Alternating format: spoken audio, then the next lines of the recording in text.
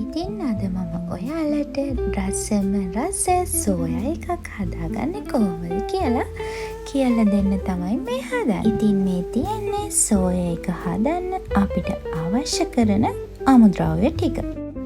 අපි දැන් පෑන් එකක් ලිපේ තියලා තෙල් ටිකක් දාලා තෙල් ටික රත් වෙනකොට උම්බල කඩ ටිකක් එකතු කරගන්නවා. ඒ වගේම සුදු ලූණු ටිකක් එකතු කරගන්නවා. ඊට පස්සේ අපි මේකට පොඩියට කපාගත්තු ලූණු ටිකත් එකතු කරගන්නවා. ඊට පස්සේ අපි එකතු කරගන්නවා මේකට රම්පේ, කරපිංචා, කුරුඳු මේ දේවල් ටික. එකතු කරලා අපි හොඳට මේක විනාඩි 5ක් විතර තෙල් එකේ මේ විදියට හැඳි ගාන ගමන් කර ගන්න ඕනි. දැන් ඉතින් මේ තියෙන්නේ විනාඩි 5කට විතර පස්සේ.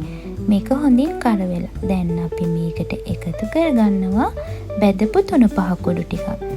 ඒ වගේම අපි මේකට එකතු කරගන්නවා ඊළඟට කරි පවුඩර්. ඊට පස්සේ අපි මේකට එකතු කරගන්නේ කහ කුඩු ටිකක්. කහ කුඩුත් එකතු කරගත්තට පස්සේ අපි මේකට රස පදම අනුව ලුණු ටිකක් එකතු කරගන්නවා. ඉතින් ඔයාලගේ රස පදම අනුව ලුණු එකතු කරගන්න ඔයාට පුළුවන්.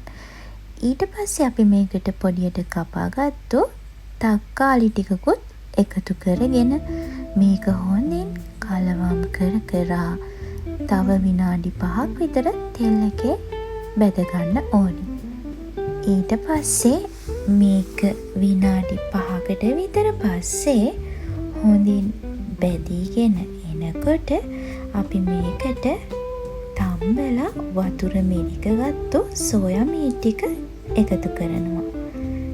ඉතින් සෝයා මීට් ටික එකතු කරලා ඉවර වෙලා අපි මේ 3-5 එක හොඳට සෝයා මීට් වල තැවරෙනකන් හොඳින් ලිපේ තියලා හැඳි ගා ගන්න ඕනි. මේ විදියට විනාඩි 5ක් විතර හොඳින් කලවම් කරලා සෝයා මීට් ටික තෙල් එකේ බැදෙන්න දෙන්න විනාඩි 5ක් විතර.